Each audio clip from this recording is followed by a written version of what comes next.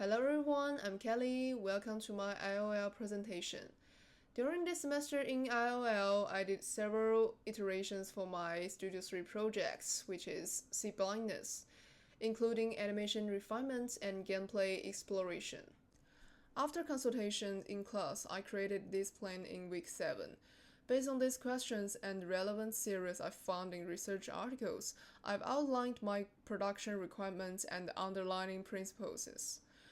Ultimately, I decided to focus on these areas in Folio2, creating glitch animation effects, making the game generate folders on the player's local computer, designing an interactive fake game file panel within the game, and refining the in-game animation performances.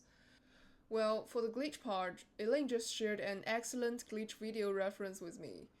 TipSmash demonstrates how to create a glitch video effects using AE in his video. The tutorial primarily uses scan lines and RGB noises for an excellent visual experiences. Although I couldn't follow the AE tutorial directly, I applied the presets from the visuals to create my pixel-style version using Sprite. Based on that video, I initially attempted to recreate the TV static glitch effects. I iterated through several different versions and added screen off and warning animation effects.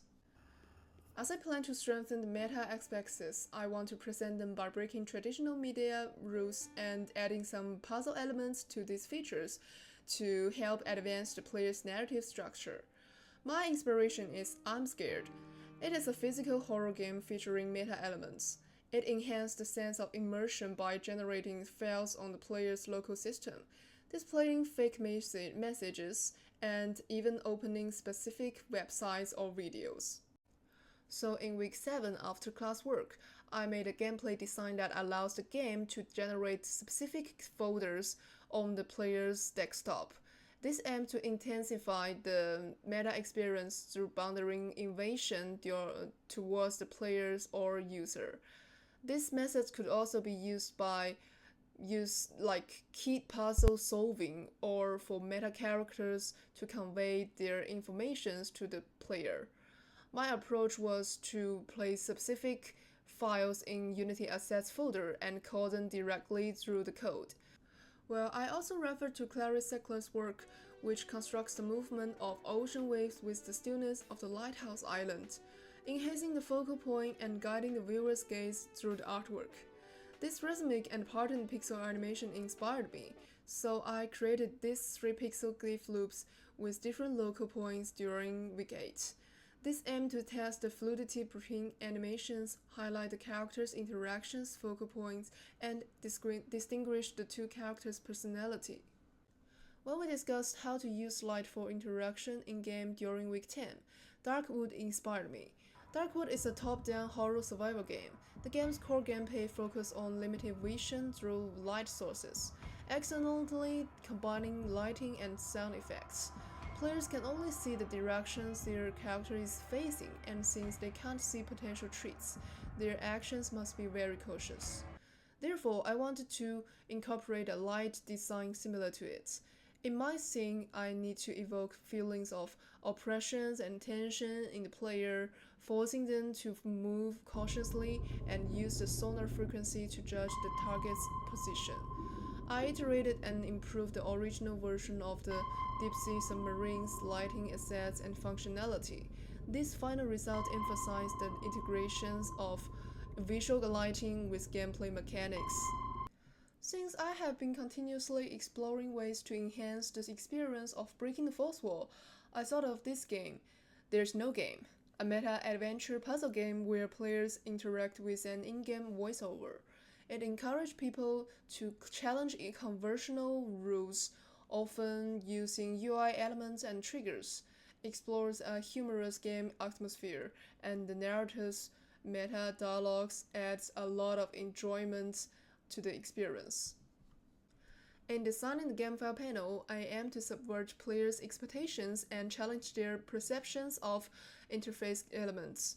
I added drag-and-drop functionality to trigger events with 3 iterations and art optimizations. The goal was to enhance the meta performance by manipulating familiar UI elements. Once players get used to using the fake game file panel for editing, deleting, or removing in-game files, removing that ability will create the desired jank effects. In the final week, I refined and completed some previously unfinished animation work for my game projects. I followed Pixel Overload's pixel animation tutorial video, where he explained how to use motion curves to plan the movement traits for characters and environment animations, which helps me streamline the animation process. I attempt to emphasize the movement pattern of the bubbles and enhance the overall visual harmony, refining the viewer's focal points. I used a higher frame rate to create a smoother underwater animation, aiming to highlight the movement patterns of bubbles and the floating sensations in water. This work is also as my game's menu panel. I also created various of characters' actions animations, including but not limited to expressions of happiness, protection, anger, and feeling, as well as the monster deaths and button recoveries animations.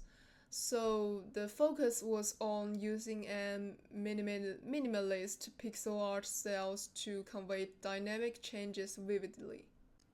During the Folio2, I focused more on exploring potential expressions and gameplay possibilities, trying VFX creation, pixel animations, and some meta gameplay experiments.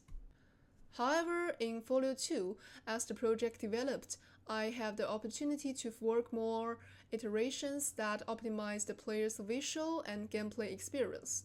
I created unique puzzle designs based on the game framework and integrated gameplay mechanics. I also able to make precise and adjustments based on feedback from both myself and the other testers, further improving the overall cohesion of the game. Thank you for watching. Goodbye.